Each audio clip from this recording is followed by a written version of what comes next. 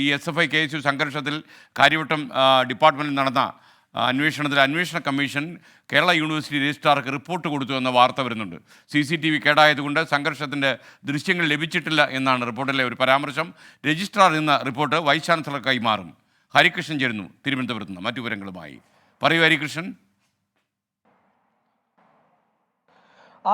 ഈ കാര്യവട്ടം ക്യാമ്പസിലുണ്ടായ സംഘർഷത്തിൽ ഈ ആഭ്യന്തര അന്വേഷണ കമ്മീഷന്റെ റിപ്പോർട്ട് ഇന്നലെ തന്നെ ഈ രജിസ്ട്രാർക്ക് സമർപ്പിച്ചിരുന്നു. ഈ റിപ്പോർട്ട് ഇന്ന് VC-ക്ക് വൈസ് ചാൻസലർക്ക് കൈമാറുമെന്നാണ് മനസ്സിലാക്കാൻ സാധിക്കുന്നത്. അതായത് ഈ കാര്യവട്ടം ക്യാമ്പസിലുണ്ടായ ഈ സംഘർഷം, അതായത് KSU SFI സംഘർഷം ഈ നിയമസഭയിലടക്കം ഒച്ചപ്പാടുണ്ടാക്കിയ ഒന്നാണ്. ഈ അവിടുത്തെ വിദ്യാർത്ഥിയും KSUവിന്റെ നേതാവുമായ സാൻജോസിനെ ഇത്തരത്തിൽ ഇടിമുറിയിൽ കൊണ്ടുപോയി SFIയുടെ ഇടിമുറിയിൽ കൊണ്ടുപോയി SFI പ്രവർത്തകർ മർദ്ദിച്ചു എന്നുള്ളതായിരുന്നു ആരോപണം. അതുമാത്രമല്ല ഈ SFIയും തിരിച്ച് സാൻജോസിനെതിരെയും ആരോപണം ഉന്നയിച്ചിരുന്നു. അതായത് ഈ സാൻജോസ് പുറത്തുനിന്നുള്ള ആളുകളെ ക്യാമ്പസിനകത്ത് കയറ്റി ഭീകരാന്തരീക്ഷം സൃഷ്ടിച്ചു എന്നുള്ളതായിരുന്നു SFIയുടെ ആരോപണം. ആ തരത്തിൽ അത് വാക്പോരായി മാറി. അത് പിന്നീട് നിയമസഭയിലടക്കം വിൻസെന്റ് MLA ഒക്കെ ഇത്തരത്തിൽ ഉന്നയിക്കുകയും ചെയ്ത ഒരു കാര്യമാണ്.